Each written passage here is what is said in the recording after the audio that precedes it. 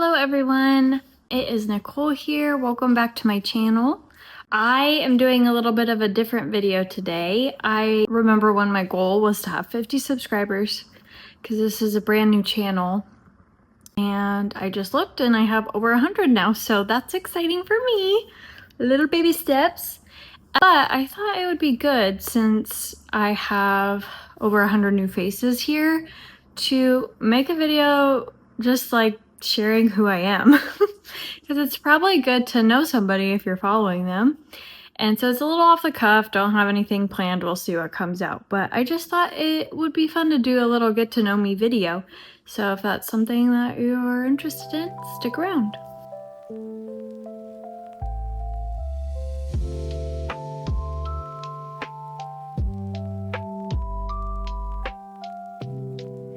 So again, my name is Nicole Shaw. If you are brand new here, this channel I created just to basically document pregnancy and all that comes with that. I'm a first-time mom, so I'm navigating all of this for the first time. And I just want to share my journey because I've always been someone who I think that there's power in being vulnerable, there's power in sharing our stories, because that's how we help each other through life. No one has it figured out, and if we are open and we take that step to be vulnerable and share our journey, what else is there to life? We're all just walking each other home. That's what I think. So that's the point of this channel. Now, I wanted to share more about me and who I am, because it might give you more context of where I'm coming from or my thought processes, because I am very holistic minded, so that's very important to me. And as time goes on, it has been very pregnancy focused and stuff like that. But I do want to start sharing more about the nutrition piece and taking care of my body.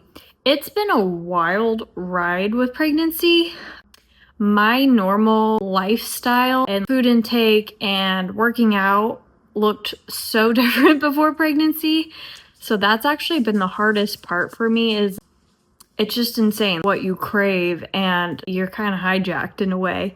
And so it's not to say I've been eating McDonald's or anything like that, but it's just like definitely my eating patterns have changed and what I crave more. And also it's just hard to not be able to physically be in the state and like, able to do what I could do prior to pregnancy, if that makes sense.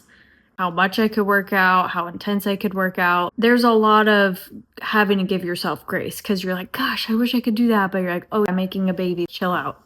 So anyways, I hope that through this, you'll understand where I'm coming from a little more in my thought processes. So gosh, I guess the only place to start is from the beginning. And I have a little plant here. I now have a little doodad on my head, but I'm like, it probably looks kind of funny with these little frillies. It's a plant. Kind of looks like it's my hair. Let's start from the beginning. So, there's been a lot in my life. Originally, I am from California. I live currently in Scottsdale, Arizona, but I'm from California. I was born in Ventura, California, which is a little beachy town in between Santa Barbara and Los Angeles. I say I grew up in like places because I was born in Southern California. My parents got a divorce when I was 9 years old. And when I was 9, my mom moved us with my grandma up to, it's like Central California. It's called Oakhurst. So super small town. It's below Yosemite. We're known as the gateway to Yosemite. And so super small mountain town. Lake was Bass Lake. A lot of people vacation there.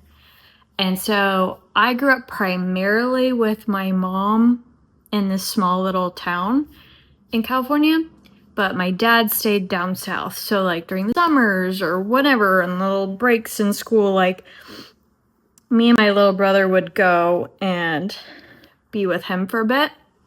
So it's actually kind of I'm really grateful for my growing up, because I was exposed to like city bigger city life, beach, and then I also had like a upbringing in a really small town which I think is great to grow up in a small town. Like when you're younger, you don't really appreciate it for what it is because you're like, there's nothing to do. Everybody knows everybody, and that could be annoying, but it's also really nice because you have a good sense of community. So that was the growing up situation. There's a whole lot there that could be explored in terms of family life and all the fun stuff that can come with that, traumas and such. But good for the most part. And I'm really grateful for how I grew up. And I'm really grateful for my mom. She was like my parent, and yeah. Anyway, because it was a small town, there's not really much to go to after you graduate high school. And so the closest city is Fresno, California, and I don't know if a lot of you know about Fresno, but it's not like the best city either to like go to. There's still not like anything. I did do a little bit of community college there at first, but then I moved in with my dad after I graduated high school, and went to Santa Monica City College. I went to Mer Park City College for a little bit, and then Santa Monica City College, I transferred over just because I was like, that seems like way cooler. And it was awesome. I take the PCH, have a beach, ocean view, drive to college every morning, and it was just awesome. I really liked Santa Monica City College. And actually, my original was photography. So I grew up in a very like artsy family. My dad was a drummer. My stepmom, she liked piano and guitar, very musical.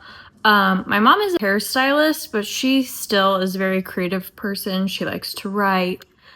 She loves music. So I just grew up and I really loved photography. I still love photography. Kind of makes me sad because I don't make time for that these days. It's kind of sad when you become an adult and you like lose, like you prioritize for your passions. So I need to notate that, even though it's going to be even harder when I have a child, but you know what? I need to set an example. So anyways, I was pursuing photography. That's what I was going to school for. And there was something, maybe I think I'm a little bit rebellious. I have a little bit of rebellion in me. There was something as I was like taking more art and specifically photography classes, and who knows, maybe it was the teacher that kind of ruined it for me, which would be sad. But there was something about being told what to take pictures of and then also being graded on the photos. And the probability of making money by doing and taking pictures of what you want to take pictures of and selling it as art, yes, of course it's possible. Shoot for the stars, dream big if that's something you want to do. But I'm a logistical person, which could probably hold me back sometimes. But I was just like, I'm probably going to have to end up in situations where I have to take pictures of things I don't want to take pictures of or do gigs I don't want to do just to make money. And then this thing that I love so much is ripped from me because I'm then in a state of having to do it versus wanting to do it. And that kind of bummed me out because I really love photography and it was already making me despise it because I was being put into situations, taking pictures and doing things I didn't really enjoy. And it could be really great for people who enjoy people photography. You can make a killing at weddings and things like that. That wasn't my vibe. I really love abstract photography. I love photography as art and capturing moments and black and white photography. So it just kind of dampened it for me. But that was all meant to happen. And then at the time, sorry to my husband, at the time I ended up dating this guy who, side note, growing up, I knew nothing about nutrition. God bless my mom, but she was a single mom and it was the 90s. There just wasn't that much information like there is now. So we didn't really eat that healthy. I grew up eating a lot of TV dinners. We had a lot of processed food. We would cook and stuff, But it's just like we didn't know as much as we know today of the logistics. And so I feel like a lot of 90s people grew up that way. A lot of millennials grew up that way. But so fast forward, I have this boyfriend and he's super into fitness. And at first I thought he was really annoying because that's all he talked about and he was gluten-free and I'm like, whatever. But when you're with someone who's eating a certain way, you just end up eating like them and following suit. And so I ended up eating gluten-free and all this stuff and being more active, and my eyes were just open to how good I felt. I was young. I was 19 or something like that. And it was probably the first time that I felt like so good. I remember being in high school, and granted, I was starting my morning off with Monster drinks and donuts. I remember being in high school and thinking, is this normal to feel this crappy at this young of age? I felt tired all the time, or I felt run down all the time. Is this just like how people feel? Is this normal? Because it was my normal. So I was feeling so good and I was doing gluten-free. And I remember I had done gluten-free for a long time. And there was a time where I introduced it back in and I felt like I had the flu straight up. And I was, wow, I was hit with lightning. It was just a light bulb moment. And because of seeing those dynamics, it was something that I wanted to preach from the rooftops of, wait, did you know you could actually feel really good and not feel like shit all the time just by changing your diet? It blew my mind. What a concept. And that's actually what sparked something in me to pursue nutrition, because I honestly just wanted to preach from the rooftops of how simply changing your food intake could make you feel so good. Not only physically, but mentally too. So I changed my major to nutrition and got very discouraged because at college they were like, well, you've been doing all these art classes for all this time. I was basically going to have to start over and add in all these sciences and all this stuff. So I ended up dropping out of college because of my discouragement. I get like logistics of learning like composition and things like that, but like to grade projects, a teacher be like, I don't like this, I like this. It threw me a loop. And then it got me thinking like, oh my gosh, had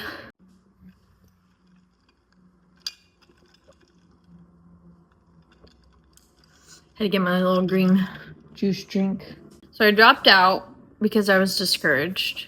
I was just like, wow, I did all of that and now I'm gonna have to do all this other stuff and it's gonna take forever. And that was a shitty mindset, and honestly, I wish my dad would have kicked my ass into gear and pushed me to do it, but whatever. Again, everything unfolds as it should. So I focused on just working and making money for a really long time. I mean, I didn't work out and that was all for the best. But then I ended up meeting my now husband at P.F. Chang's, where I was working. I was a host and he was a server, and I was still super into nutrition, but not doing anything about it. And when I had met my now husband, we actually knew each other for 2 years. We didn't date, we were just friends. I worked there for 2 years, and something that really bonded our friendship was our love of music. So he actually had a girlfriend, I had a boyfriend. This is kind of a time lapse of when I was dating that guy that I mentioned. He saw that guy, and it was funny because he'd always make fun of him and call him a model guy, and he would always complain about his girlfriend, and I'd always be like, if you're unhappy, just stop dating her. And he'd be like, but we have a lease, it's not that simple. So it's kind of funny. There was nothing between us. We were just, if you work in a restaurant, you understand. You become family and it's just fun and silly. But our friendship was really over music because he really loved music, and I'd be like, oh, have you checked out this band? Oh, they're so good. Check out this song, it's so good, blah, blah, blah. And he'd send me stuff to listen to. So that was the extent of it. So then fast forward, after 2 years, I quit that job. I transitioned to another job, and I ended up being single, and he ended up being single within the same couple weeks or something like that. And so we reconnected over Facebook Messenger, and we were probably talking about music, but then he invited me out to go. He was still working at P.F. Chang's. He was like, oh, do you want to come? We're going to, it was a local little wine bar type situation. We're going to go over here. You want to come join us? And I was like, sure, why not? So that was the first time I saw him in a long time since I started working there. And we got a little wine drunk and we ended up kissing each other. And it was one of those situations, it's funny because it's like when you're fresh out of a relationship, you're like, I don't want anything else right now. I don't want to be in a relationship, just got out of a relationship. So that's how we were both feeling. But we really enjoyed each other's company. And after we kissed each other, we just started hanging out. Not even officially like, oh, you want to go out sometime? It was nothing official wanting to go on a date. But we just started seeing all these shows. And again, this is Southern California. So we've got prime places like the Troubadour and things like that. So we were seeing all these cool bands together. And people were like, oh, are you guys dating? And we're always like, we call it our dating denial phase because people are like, oh, you guys are dating each other? And we're like, no, we're just friends. We just hang out. But then we just never stopped hanging out. So we literally had to come up with a date of when our official start to a relationship is, because we had no clue because we were in dating denial for a long time. So that was cute. All right. And then it was probably 2 months of the dating denial situation. And I ended up getting sick. It's called HUS, hemouralytic syndrome. Probably saying that wrong. But basically, I was exposed to some sort of food bacteria. It's very similar to E. coli. It's called Shigellia, I believe. But it's a specific bacteria that you get from unwashed fruits or vegetables. Who knows where that could have come from. But what happens is I got exposed to that bacteria, and instead of it being a normal food poisoning situation, it somehow got into my bloodstream. And so that's when it turns into HUS, and my red blood cells were destroying themselves. And so at first I thought I had food poisoning really extremely bad, and then it was just not going away, and it was really bad where I was super depleted and I had to go to the emergency room, and they're like, you need liquids, you're severely dehydrated. And because of what it is, it's very rare to get, so they had no idea what was going on with me. So I ended up being in the hospital for a really long time because they couldn't figure out what was happening to my body. And then they ran all these tests, I had all these scans, I had a colonoscopy, and I was only 22, which that was fun. They thought I had Crohn's disease, and they just could not figure it out. And by the grace of God, there was a doctor who was actually visiting. He wasn't even from there.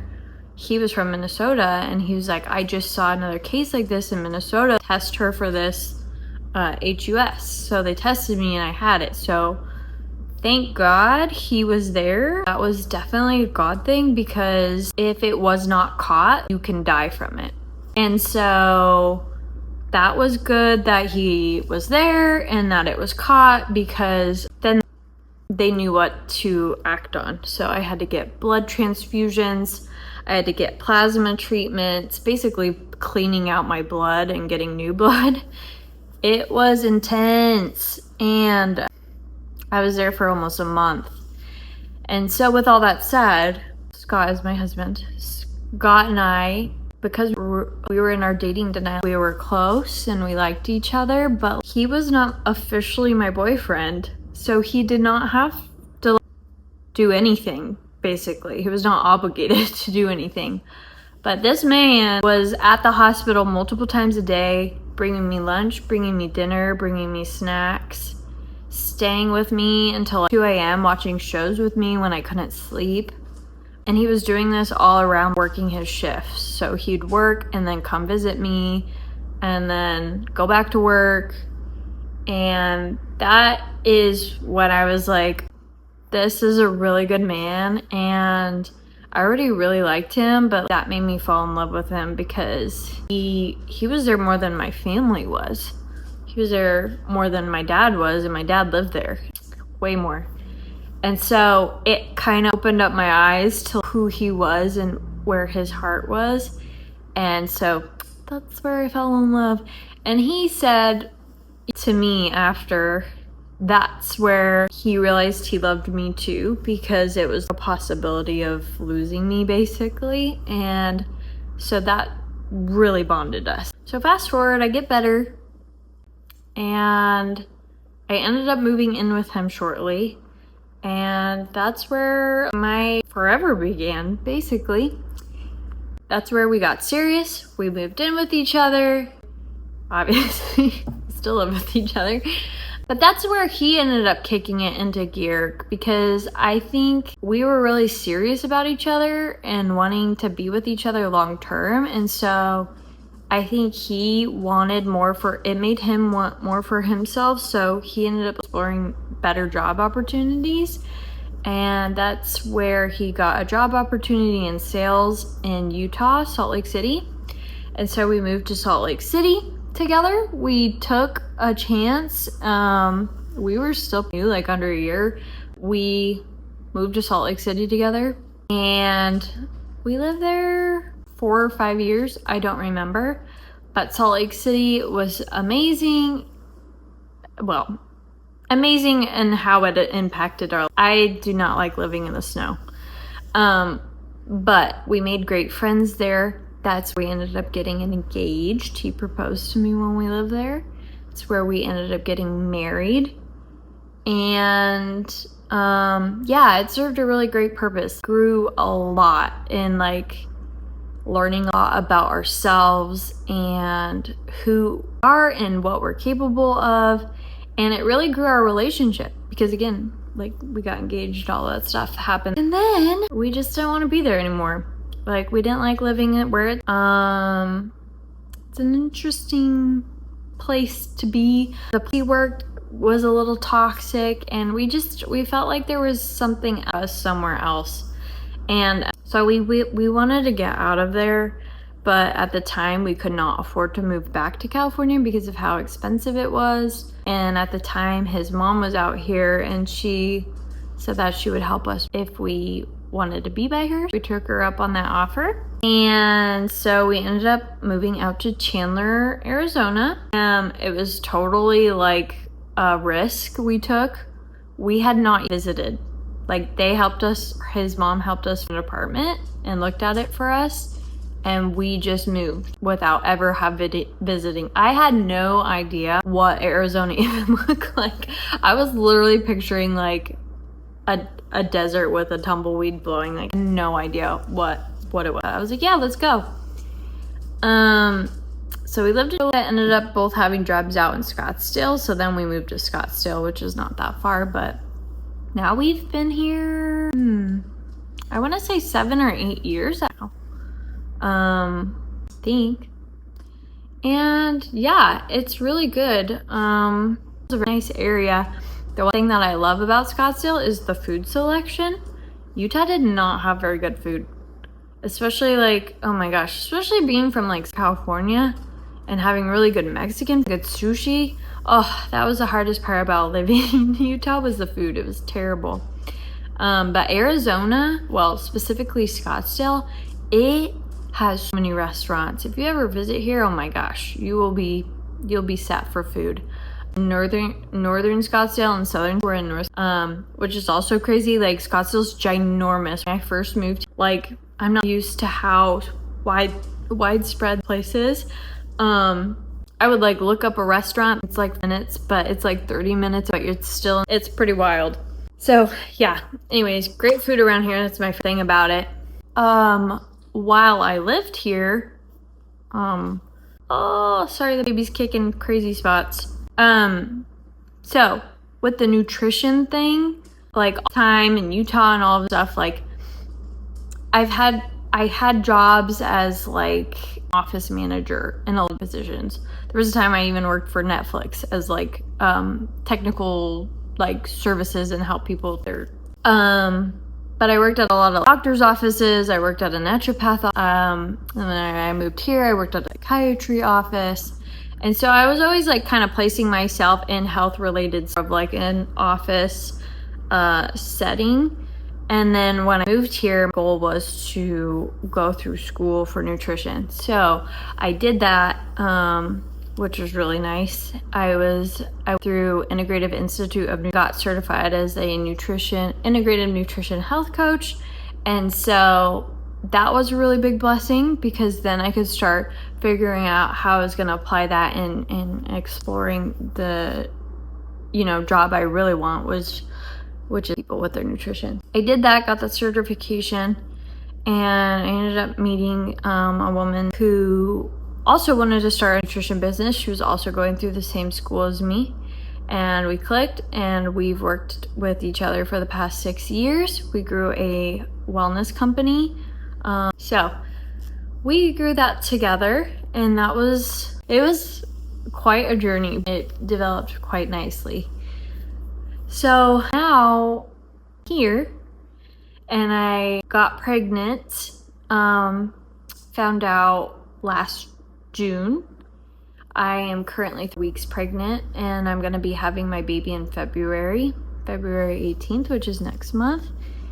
And my day of work was actually yesterday. Oh my God. Yeah, yesterday. The plan was to work till the end of the year, and that way I can take January to like tie up loose ends, finish up the baby, and just like prepare my mind and body for labor. I'm gonna focus on being a mom, however long, to be announced. But that's just really important to me right now.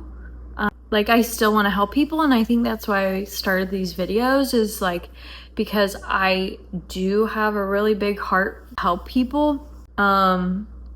And that's why too I'm gonna start getting into talking about nutrition, because it's a nice little outlet. I can help people. I'm hoping to maybe work on like some guides and stuff too that I can put together for people, because I think it's important. Being a part of this business for the past 6 years, and talking to so many people, for one, I realized everybody's got something that they're going through. It's pretty insane, the stories that I heard, and you would never think, like, some people you're like, oh wow, they look like they have it together, but they're having the most insane thing happen in their life. And so for one, it showed me like we all need to give each other grace. Like, we all have something happening. We all don't lay our cards on the table and tell each other like the things that are going on in our life. But I can guarantee you everybody on this planet has something that they're experiencing, some sort of heartache, some stress, whatever it is. There's something.